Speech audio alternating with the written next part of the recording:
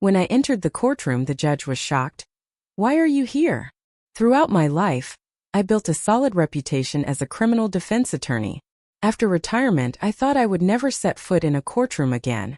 But what happened to my son forced me to break that promise. He was hurt, betrayed, and faced with such profound injustice that I could no longer stand by idly. As I walked into that courtroom, carrying not just documents but truths, pain, and courage, I realized I wasn't there by chance. This wasn't just a legal case. It was a fight for my family's soul. Today, at 61 years old, I carry the scars life has given me, but also the strength of someone who doesn't back down in the face of lies. I'm glad to have you here. Follow my story to the end and comment with the city you're watching from so I can see how far my voice has reached. Ethan suffers a serious fall at work. The diagnosis is brutal. Reduced mobility and inability to work. I remember the phone call as if it were now. The supervisor's trembling voice, the sirens in the background, my heart pounding. I rushed to the hospital thinking of nothing but my son. When I saw him on that gurney, unconscious and pale, my world seemed to stop. Ethan had always been strong, healthy, the pillar of our home. Seeing his body immobilized broke me in a way I never imagined possible. The diagnosis was like a dry punch to the chest. Lumbar spine fractures, risk of permanent compression, and partial loss of mobility. The doctor's words were objective but cold, as if they weren't speaking of a man's life, but of some clinical report. All I could do was look at Ethan and think about what this meant. He could no longer work in construction. His body, which supported our family with daily effort, would now require constant care. When he woke up, he tried to smile. "It'll pass, Mom," he said, trying to reassure me even while immersed in pain. But his eyes couldn't lie. I saw the fear there, hidden among the tears. The fear of no longer being useful, of becoming a burden to his wife, to his daughter. To me, my mother's instinct screamed. I needed to protect him, even if it was from himself. The following days were marked by silence and suppressed sighs. With each visit to the hospital, I watched Ethan's face grow more downcast, more withdrawn. Amber's constant presence, once so vibrant, began to dwindle.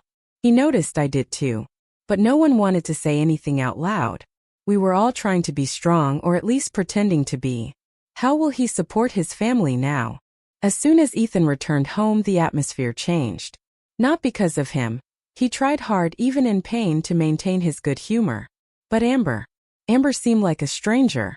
Her gestures were automatic, her words short, her eyes distant. It was as if a part of her had been switched off, as if she had pressed an internal button to avoid any emotional connection to her husband's pain. She came home late from work, no longer bothered to have dinner with the family.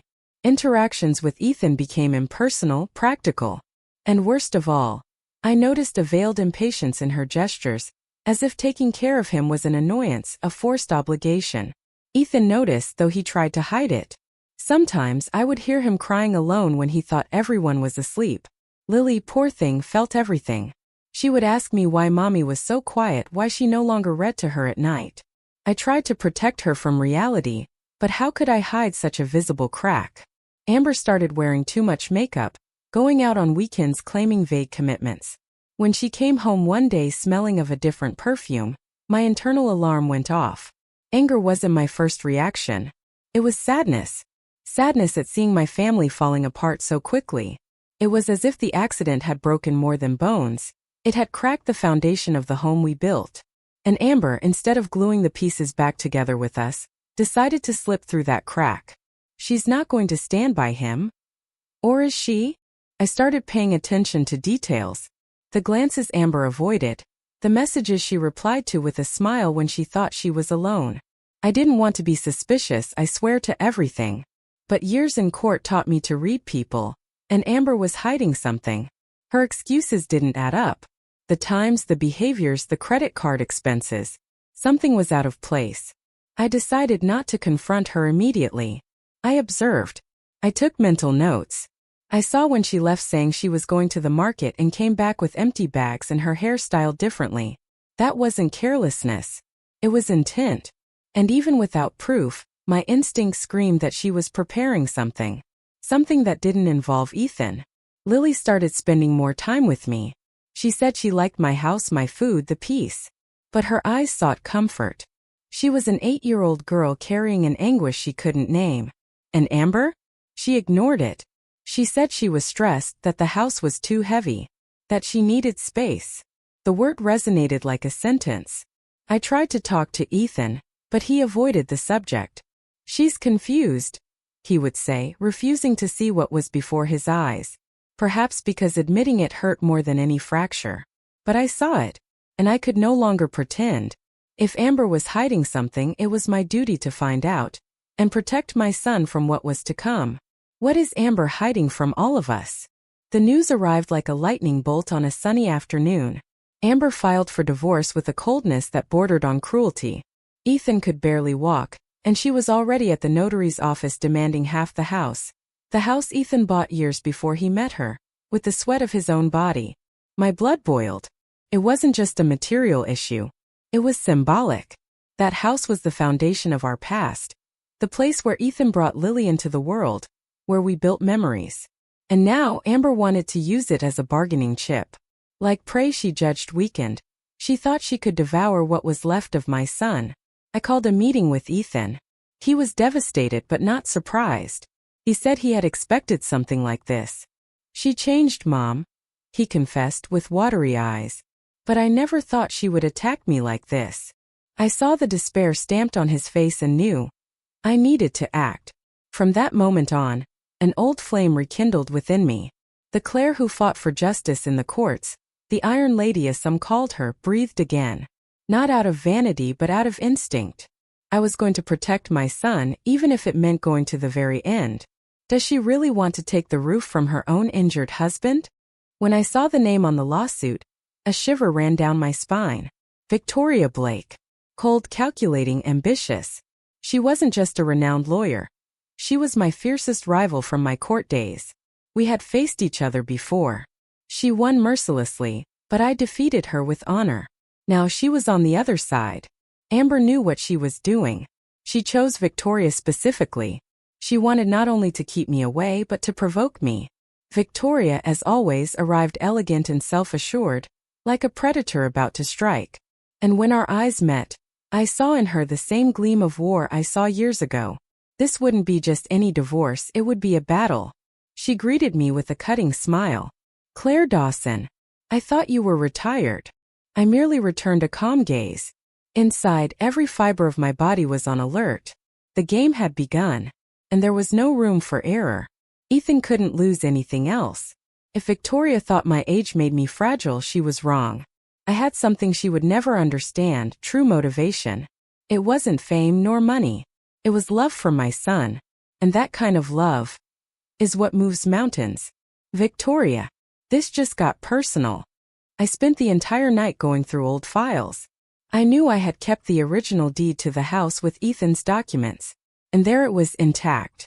As I reread the papers with legal attention, I noticed something that made me stop.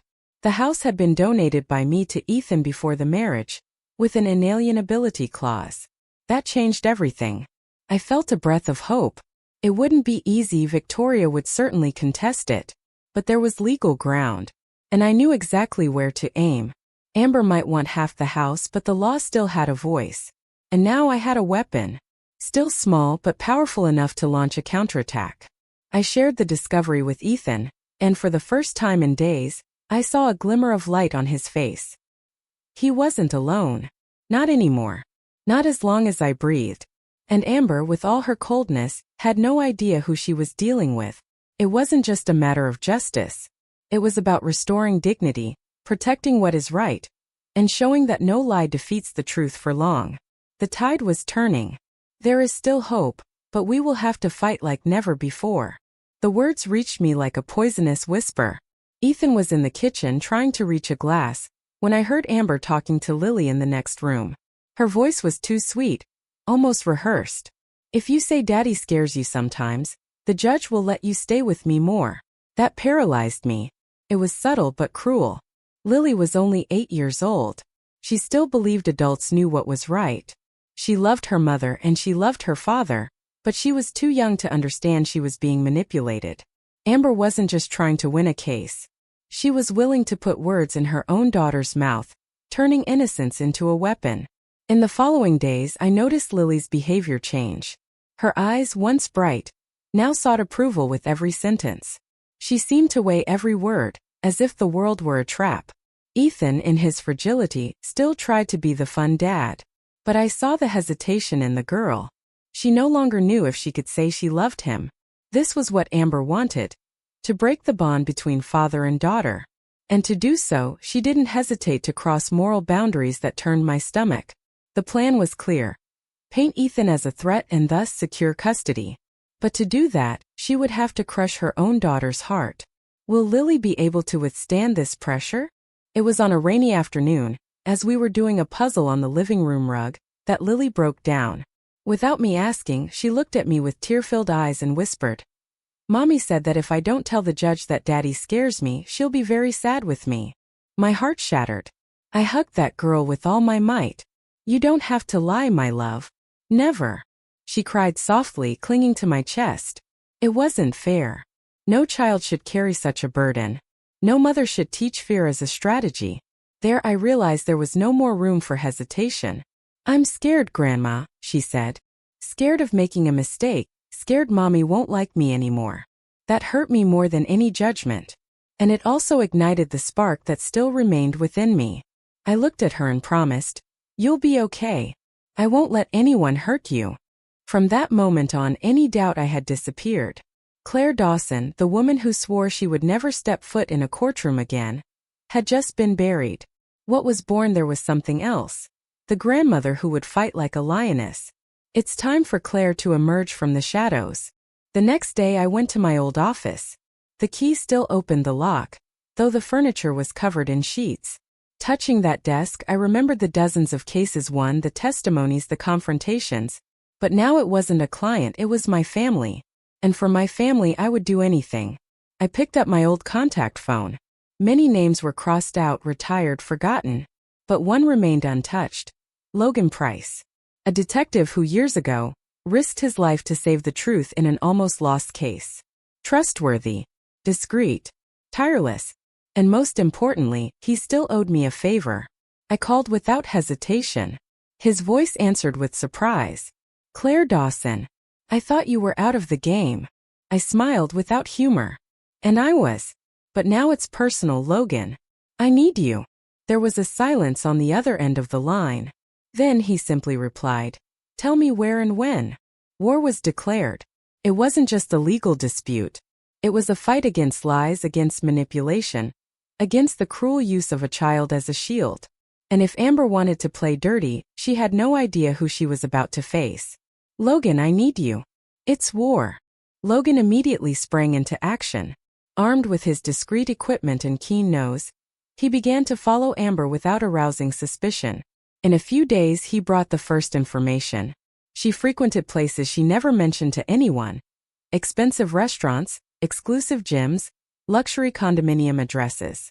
Crossing the bank details he obtained from his sources, he discovered deposits of unusual amounts, always made in cash.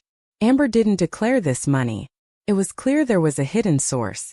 The question was, where was this money coming from, and why was she hiding it? The purchases did not match her declared income. Jewelry, designer clothes, and weekend trips in the names of third parties. Amber was living a double life.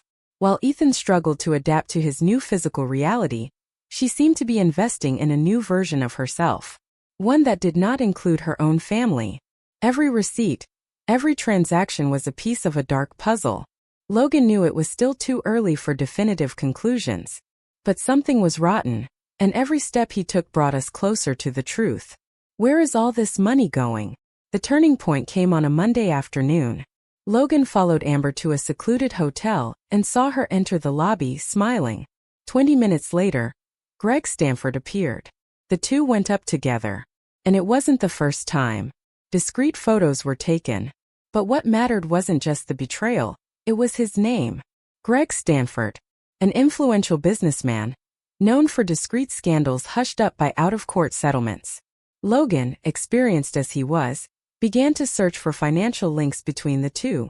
And there it was, intertwined bank accounts, purchases made in his name delivered to her address. He was funding Amber. Everything made sense now. The divorce wasn't an end. It was the beginning of a new life she planned with Greg. Lily's custody, the house, the victim's appearance. Everything carefully orchestrated to gain financial and social independence alongside her new lover. Logan handed me the evidence with a grim look. She's building an empire on the rubble of your son Claire. And she's about to take everything. She's preparing to take everything. The following weeks were a parade of evidence. Logan managed to record compromising conversations between Amber and Greg. In one, Amber said, "As soon as I have custody, he won't have power over me anymore." In another, Greg advised, "Use the girl. That softens any judge." The coldness of those dialogues infuriated me to the bone. The recordings were clear, unedited, with confirmed dates and locations. In addition, Logan obtained signed receipts for financial transfers from the businessman to Amber, purchased documents in the names of straw men, and even travel reservations made while Amber claimed to be taking care of Ethan. I organized everything with precision. The evidence couldn't just be true, it had to be irrefutable. I knew Victoria. She would try to invalidate every comma, contest every detail. But there would be no loopholes. The truth would be naked, raw, and unappealable. The case ceased to be just about custody and assets. It became a case of manipulation, conflict of interest, and even parental alienation. We had ammunition. But would the court have the courage to accept the truth it revealed? Now we have ammunition, but will it be accepted? The preliminary hearing began with the weight of a room full of thinly veiled intentions. Victoria was impeccable as always. Her cutting tone filled the room as she described Ethan as a fragile, emotionally unstable man, unfit to exercise full parenthood. Every word was a stab, but I remained still. Ethan lowered his eyes, hurt. Lily looked at me in silence, confused. Victoria continued mercilessly, painting my son as a risk, as a broken and incapable man. I observed every reaction of the judge, every annotation. My blood boiled, but I took a deep breath. It wasn't time yet. I endured in silence like someone waiting for the exact hammer blow. They thought I was just watching, but I was arming myself. It was then that I stood up. All eyes turned to me, and for a brief moment the air grew denser. I walked to the center of the room with firm steps. The judge looked at me with a raised eyebrow. "Your Honor, I wish to formally enter my appearance as Ethan Dawson's defense attorney." The murmur was immediate. Victoria froze. Amber's eyes widened. There was no hesitation in me. The time for observation was over. I was back, and not as a mother, but as Claire Dawson, the Iron Lady. The woman they thought was buried was now before them, ready for battle. The Iron Lady returned, and the room fell silent. The judge stared at me for long seconds before responding. "Do you truly wish to take on this case, Ms. Dawson?" I nodded with conviction. "I do, Your Honor. And I am fully capable." After a brief deliberation, he struck the gavel. "Request accepted. From now on, Claire Dawson assumes the defense of Ethan Dawson." A shiver ran through the room. Victoria tried to maintain her composure, but I knew her too well. Her eyes danced for a second, searching for an exit. Amber bit her lower lip, uneasy, and pulled her chair as if she wanted to sink into it. The control they thought they had dissipated. It was like watching a play change direction in the middle of the second act. Ethan looked at me with surprise and an emotion he could barely contain. I squeezed his hand firmly. "Now it's our turn," I whispered. Lily smiled for the first time in days. I knew what was coming: attacks, maneuvers, attempts to invalidate everything. But I was ready. This wasn't just a case. It was my son's life. My granddaughter's future. It was our home at stake. And I had nothing left to lose, except what I loved most. She knows what Claire is capable of. I started the next day by organizing the evidence. The bank statements were there, marked with red arrows. The recordings with Amber and Greg were transcribed, authenticated. The photos, printed in high quality, showed meetings Amber never mentioned. Each document had its position, its function. Nothing was out of order. In the courtroom, I walked to the judge with the folder in hand. "Your Honor, I present evidence that directly contests the suitability of the petitioner." He received them seriously. The prosecution tried to contest the validity, but I was prepared. All obtained with legal authorization or in public places. The judge nodded, asking for time to analyze. Victoria tried to maintain control, but I noticed the discomfort in her posture. Amber, on the other hand, seemed to wilt with each document presented. She knew those recordings. She knew that could bring down the entire castle she had built. And this time there was nowhere to run. Inside, my heart was still racing, but on the outside I was pure steel. The room was silent and everyone knew. The narrative was breaking. Will the judge listen to this carefully? The most difficult moment came when Lily was called to testify. Ethan and I looked at her with tenderness, trying to convey security. She walked to the chair with small steps, clutching the stuffed animal they had given her. The judge treated her kindly. Lily, can you tell me how you feel when you're with your dad? She hesitated. She looked at Amber, who stared at her firmly. Then she looked at me. I just smiled silently and placed my hand over my heart. Lily took a deep breath and replied, I feel safe. Daddy hugs me when I have nightmares. The judge took a note. Victoria crossed her arms, tense. But your mother said he scares you. Is that true? The silence weighed heavily. Lily looked down and murmured, Mommy asked me to say that, but that's not right. The room was motionless. A truth spoken by a child has the power to dismantle the greatest defenses. It was the missing spark. With sweetness and courage, Lily brought down the cruelest lie in that plot. And she did it with the innocence that no one managed to corrupt. Mommy told me to lie. But that's not right. Lily's testimony changed everything. The expressions in the room left no doubt. The judge, previously restrained, began to look at Amber with more severity. The prosecutor lowered his head. And Victoria finally seemed to understand that she was about to lose. Ethan cried in silence. I squeezed his hand firmly. Amber still tried to react, mumbling explanations. She said it was her daughter's confusion, that she might have expressed herself poorly. But the conviction on Lily's face left no room for doubt. The lie had been revealed, and there was no glue in the world that could fix it. With the documents, the recordings, and now the child's testimony, the case changed its nature. It was no longer about asset division. It was about manipulation, emotional abuse, disrespect for the most sacred bonds. The court was beginning to see. And for the first time since the beginning of everything, I saw something in the judge's face that filled me with hope, indignation. She lost control of the narrative. Victoria didn't take long to react. As soon as the documents and recordings were attached, she stood up with the vigor of someone who refuses to lose. She alleged dubious acquisition, invasion of privacy, and alleged manipulation of evidence. Her speech was articulate, as always, but now carried a poorly disguised tone of desperation. The judge listened in silence, weighing every word. She requested the total annulment of the evidence, based on old precedents and a forced reading of jurisprudence. I let her speak. When the opportunity arose, I firmly countered, highlighting the legality of each step and the protection of the child's integrity. Every word of mine was a reminder that we knew exactly what we were doing. Deep down, I knew. If that evidence were rejected, we would lose everything.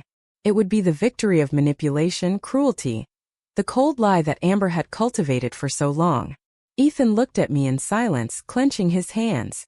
Lily, next to him, drew without understanding what was being decided there.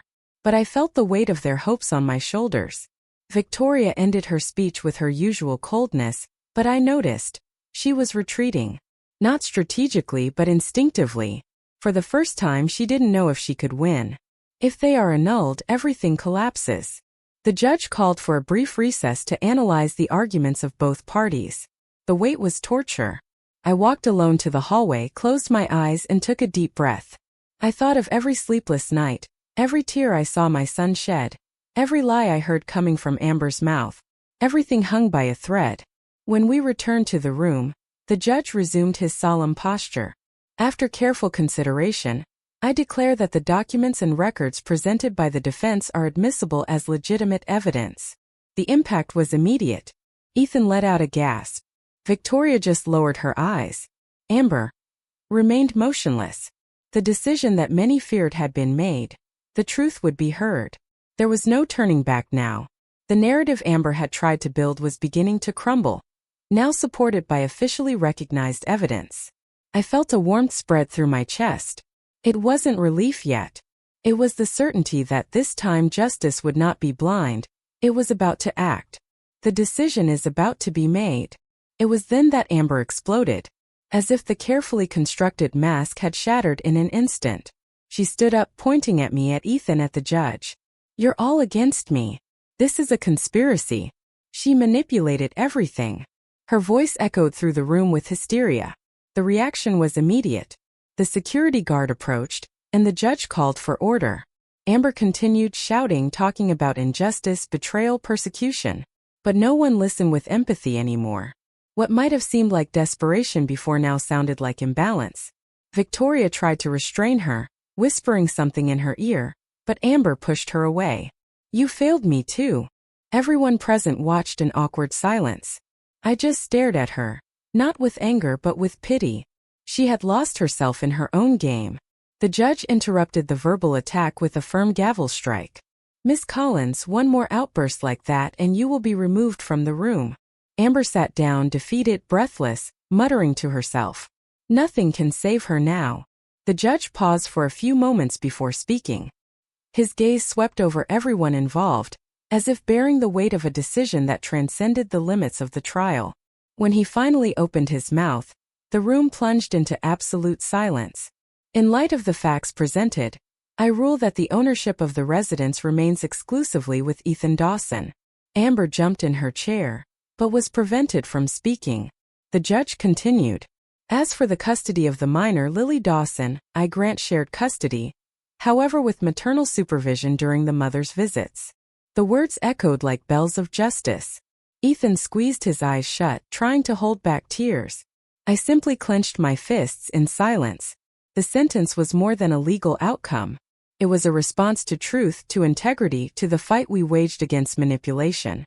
Amber remained paralyzed, unable to react to the loss of what she had coldly tried to seize. And I knew then that the pain of every confrontation had been worth it. "Amber, your visits will be supervised." Amber still tried to protest. She stood up once more, pointing at the judge, saying he didn't understand, that he was being deceived. But the next scene silenced any words. Greg Stanford, who had been present in the back of the room, stood up. Calmly, he put his phone in his pocket, walked past her, and left without even looking back. Amber called him, screamed his name, but he didn't even slow his pace. He left without turning his head. She collapsed into the chair, muttering to herself, as everyone watched in silence. The mask, the plan, the web of lies. Everything crumbled there. Greg had used her and now he was discarding her. She had lost her husband, her daughter, her home. And now even her most powerful ally. There was nowhere left to lean. For someone who thought they controlled everything, only emptiness remained. The game is over. She lost everything. Ethan held Lily in his lap and cried like a child.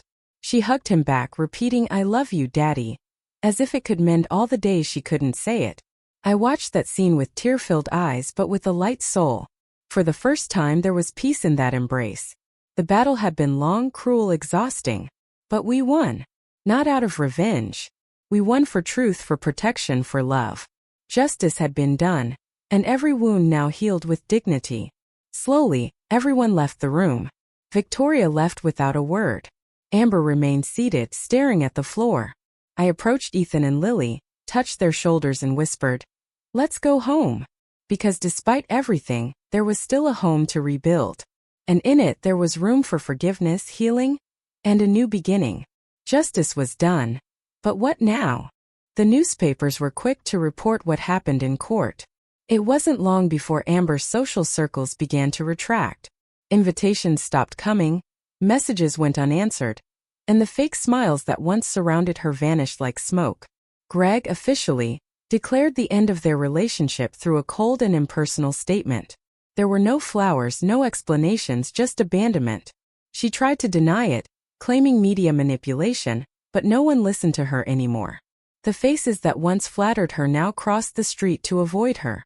Amber was alone, surrounded by reflections of what she built with arrogance and greed. Her plan not only failed but cost her everything she pretended to control. Ethan, though hurt, didn't celebrate. "She's my daughter's mother," he said, with that dignity I admire so much. Lily asked less about Amber now. Absence had become silence and silence habit. In its place, peace began to settle. I watched everything from a distance without pride or pity.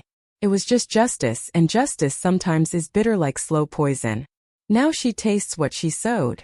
I learned from the lawyers that Victoria Blake requested official removal from the case. She cited strategic differences and incompatibility of conduct with the client. But everyone knew the real reason. She no longer wanted to link her name to a lost cause.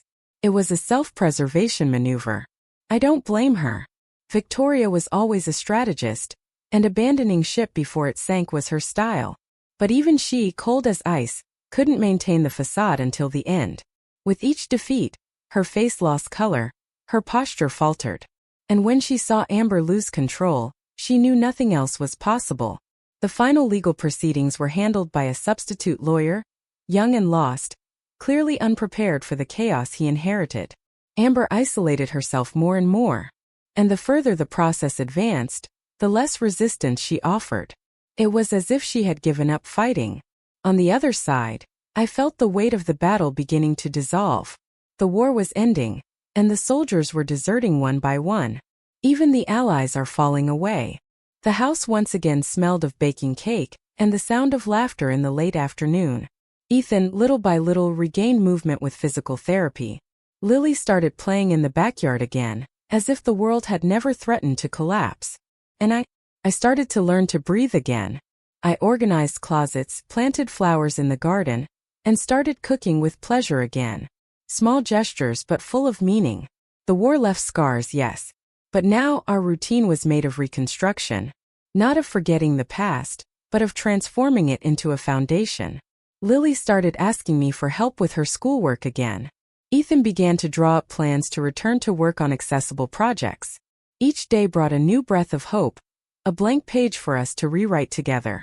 But even with everything flowing, there was a space inside me that remained silent. Something still called to me, like an echo that wouldn't dissipate. But Claire still feels something is missing. I decided then to channel all the pain, knowledge, and experience into something greater. I began organizing meetings with women in the community, offering free legal guidance. Simple but urgent cases. Issues of custody, alimony, psychological abuse. Stories that resembled mine too much. The municipal library room became our meeting point. Every Tuesday at 6 in the evening. And with each face that entered there, I saw a version of myself from times past. Confused, scared, looking for someone who would listen without judgment. It was no longer about courts or fame. It was about touching lives. Showing that there is a way out, that it is possible to fight with dignity. That no one needs to remain silent in the face of injustice. Every word of mine carried the truth of someone who had lived it firsthand. And in each session I realized, the battle I won was not just mine, it was theirs too. No mother should go through this alone. On one of those nights, as we were tidying up the kitchen together, Lily said quite naturally, "Grandma, when I grow up, I want to be a lawyer too." I looked at her, trying to hold back the lump in my throat. "Do you want to defend people, my love?" She nodded. "I want to protect those who need it. Just like you did with Daddy." Ethan heard from the hallway and paused for a moment. I saw his eyes well up. He sat beside us and kissed his daughter's forehead. "If you're half of what your grandmother is, the world will already be saved," he said, emotional. In that moment I understood what was still missing in me. It wasn't justice nor victory. It was continuity. A new cycle that began with the firm voice of a child dreaming of transforming the world. The pain left its marks, yes. But it also planted roots, and they were blooming. If you are half of what she is, the world will be in good hands. Ethan began walking with assistance again. He started designing projects to adapt homes for people with reduced mobility. "I want to help those who went through what I did," he said. His serenity was different now. He had been broken, but rebuilt himself with greater firmness. Our breakfasts were once again filled with light conversations. Lily laughed loudly, with the carefree spirit that only restored childhood can offer. And I felt whole. For the first time in a long time. Life didn't go back to being as it was, it transformed into something better. More conscious, stronger. The war changed us, but it didn't destroy us. Somehow, all of it prepared us for something greater. because the past was hard. But the future belongs to us. The past was difficult, but the future is ours. I quietly entered the courtroom. I wasn't part of the case, I wasn't there as a party or a witness, just as an observer. In the back row, I watched the young defense attorney nervously flipping through papers. Her client, an anxious father, waited with pleading eyes. I saw reflections of the past there. The prosecution attacked with solid arguments, and for a moment, the defense attorney hesitated. Her shoulders slumped, her eyes searched for guidance in the void. She was about to back down. And that's when our gazes met. I just smiled serenely. Something in her changed. She took a deep breath and continued. I didn't need to say a word. Sometimes just being there is enough. To know that someone once faced the impossible and won. That it's possible. She found strength. And that was enough for me. I stood up silently and left, leaving behind that room where one day I was reborn. Because now my role was different. I was no longer the sword of justice, but the silent lighthouse that remains lit. She still inspires even in silence. The school organized a presentation on values and citizenship. Lily asked to participate. She went on stage with a folded paper and flushed cheeks. When she began to read, the room fell into reverent silence. Today I want to talk about courage. True courage. The kind my grandmother taught me. Every sentence of hers was a punch of sweetness. She spoke about justice, about telling the truth even when you're scared, about fighting with dignity. The teachers were moved, parents exchanged glances. And I, sitting in the audience, held back tears with my hands clasped in my lap. This story isn't just my family's, she concluded. It's for all children who need courage to grow in peace. The applause came like a wave, and my heart overflowed. Lily had found her voice, and it echoed with strength, hope, and light. This story isn't just ours. It's everyone's. After the ceremony, we went for a walk. Ethan and Lily walked ahead, laughing together. I allowed myself to lag a few steps behind, observing the scene as if it were a movie I still found hard to believe I was a part of. The sun was low, painting the sky with golden hues. My hands were empty, but my heart, full. I no longer needed to rush, nor prove anything. I was no longer a lawyer, nor a warrior, nor a shield. I was a grandmother, a mother, a woman. I walked through the streets with calm steps. I took a deep breath. The breeze was light, and the weight of the years now just a memory. Behind me, pain. Before me, life. And in that silence I once feared so much, I finally found what I was looking for. The silence returned, but now it's peace. Now, I'm curious about you who listened to my story. What would you do if you were in my shoes?